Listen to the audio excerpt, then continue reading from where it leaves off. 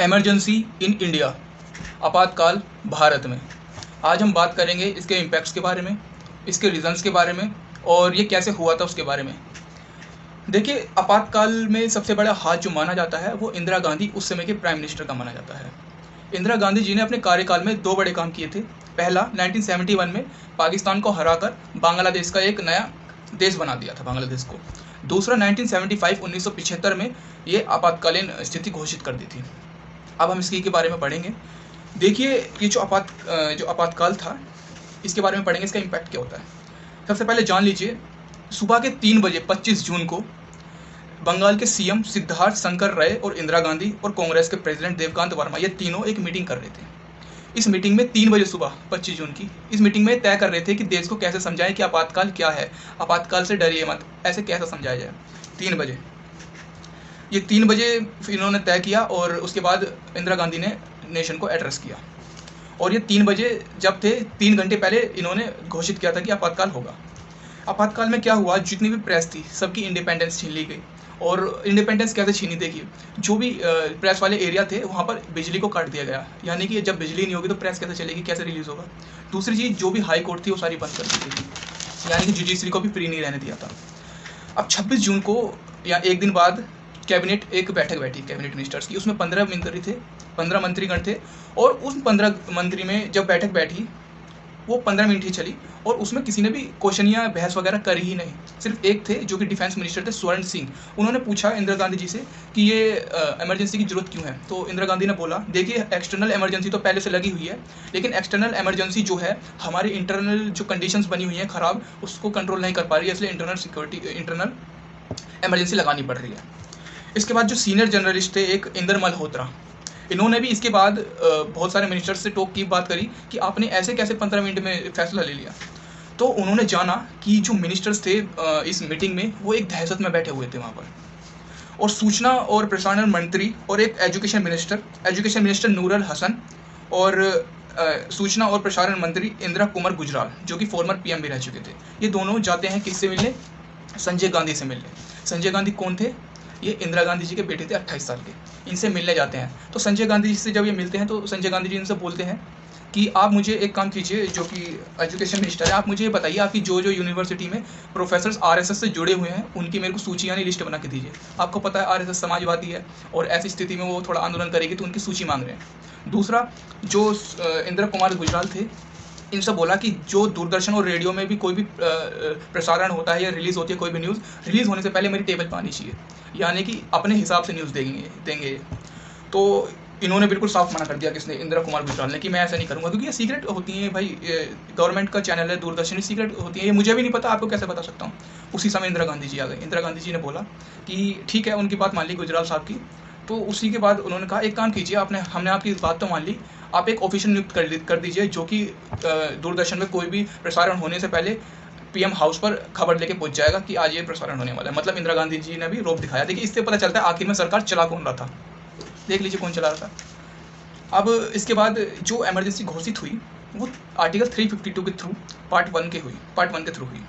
Internal emergency का मतलब क्या था इसमें, कि इंदिरा गांधी जब तक चाहे पावर में रह सकती हैं। मतलब इलेक्शन, डेमोक्रेसी का मतलब ही अपोजिट कर दिया, बताओ।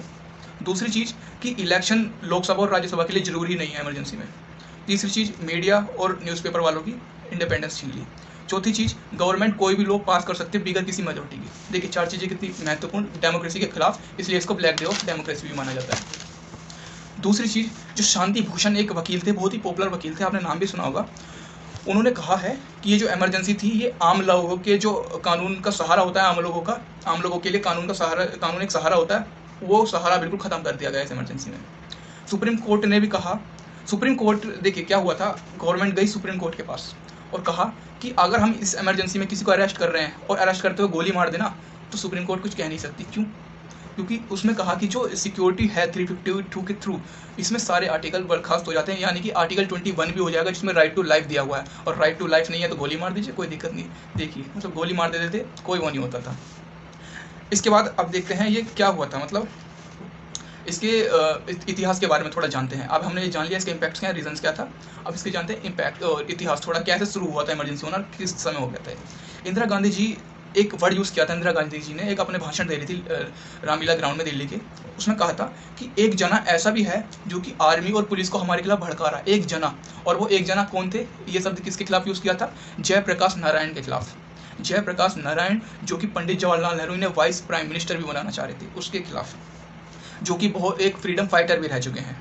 एक्चुअली इन्होंने जो है एक अपने भाषण में कह दिया था कि आप पुलिस वालों जो भी डिफेंस में आते हैं उनसे कह दिया था कि आप अपनी ड्यूटी कीजिए, लेकिन कोई भी अनकॉन्स्टिट्यूशनल आपको ऑर्डर मिले तो उस ऑर्डर को मत मानिएगा गवर्नमेंट की तरफ से। तो इस भाषण के विरुद्ध उन्होंने कहा। और सुप्रीम कोर्ट ने गवर्नमेंट के 2 बड़े डिसीजंस को बर्खास्त यानी कि ब्लॉक कर दिया था। कौन से थे? गवर्नमेंट इमरजेंसी के थ्रू जो 14 प्राइवेट बैंक थे उन्हें सरकारी बैंक बनाना चाह रही थी, इस पर ब्लॉक लगा दिया।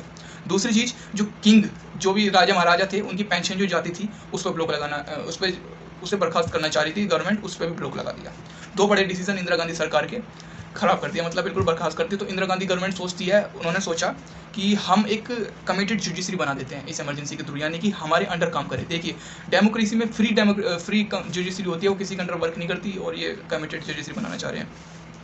तो इन्होंने क्या किया, इंदिरा गांधी जी ने, इन्होंने थोड़ा दिमाग लगाया। जो FM सीकरी जो थे, CGI यानी कि भारत के न्यायमूर्ति, वो इमरजेंसी के एक दिन बाद ही रिटायर्ड हो गए थे। तो क्या होता है, परंपरा के थ्रू रिटायर्ड जब हो जाते हैं तो दूसरे वकील जो सीनियर होते हैं उन्हीं की सूची से CGI बनते हैं।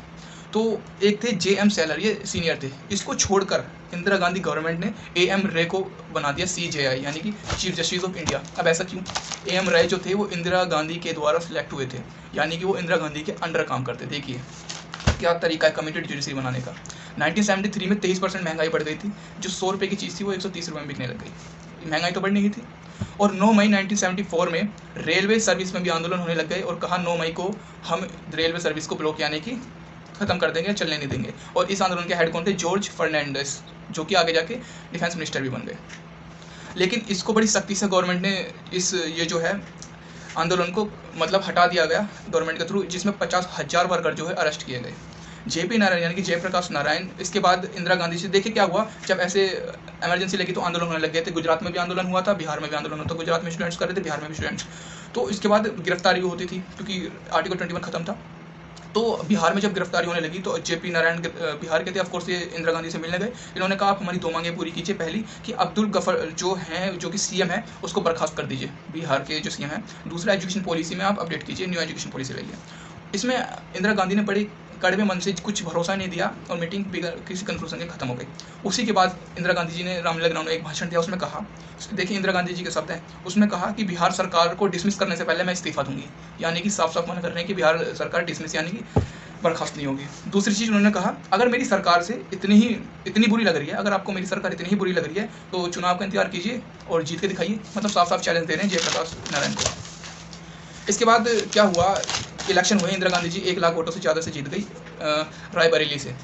जो रायबरेली में क्या हुआ, जो अपोजिशन थे इंदिरा गांधी के, राज नारायण, उन्होंने देखा कि ये जो जीती हैं ये इलीगल जीती हैं। इलीगल कैसे? राज नारायण के वकील ने, जो कि शांति भूषण थे, उन्होंने बताया कि जो इंदिरा गांधी के ऑफिसर थे वो किसी कैंडिडेट के लिए हेल्प कर रहे थे, कैंडिडेट के लिए काम कर रहे थे, और ऐसा इलीगल है कि आपका कोई सरकारी कर्मचारी किसी कैंडिडेट के लिए मदद करे। तो ये एक इलीगल था। तो इसी के ऊपर केस कर दिया high court, Allahabad high court में, जिसके जस्टिस थे जगमोहन लाल सिन्हा। 18 मार्च 1975 ऐसा दिन था जहां पर पहली बार कोई प्रधानमंत्री कोर्ट में गया हो। प्रधानमंत्री जी आई इंदिरा गांधी जी, कोई खड़ा नहीं हुआ, कोई डिफेंस रिस्पेक्ट नहीं, कोई कुछ नहीं, आम नागरिक की तरह आई, और 5 घंटे प्रश्नोत्तरी हुई, उनसे अच्छे से पूछा गया। और उसके बाद ऐसा लग रहा था कि जो इंदिरा गांधी जी के खिलाफ डिसीजन जाने वाला है। तो इलाहाबाद के जो तत्कालीन जस्टिस थे DS माथुर, वो थे रिलेटिव डॉक्टर माथुर के, और जो डॉक्टर माथुर थे वो पर्सनल फिजिशियन थे इंदिरा गांधी के। तो यानी कि समझ लीजिए किसने भेजा, डॉक्टर, ये जो DS माथुर थे, ये गए जगमोहन के पास, जो कि जस्टिस थे, जो कि सुनवाई कर रहे थे केस की। कहा कि अगर आप इस केस को इंदिरा गांधी के पक्ष में दे रहे हैं या इंदिरा सुनाते हैं ऐसा डिसीजन, तो आपका इस केस के बाद ही सुप्रीम कोर्ट के सुप्रीम कोर्ट के जज में नियुक्ति हो सकती है, नियुक्ति हो जाएगी। मतलब एक ऑफर दे रहे हैं इन्हें। 12 जून को 1975 में इन्होंने डिसीजन दिया जगमोहन जी ने, और उस डिसीजन में इंदिरा गांधी जी को 6 साल के लिए बैन कर दिया गया, कोई भी इलेक्शन नहीं लड़ सकती।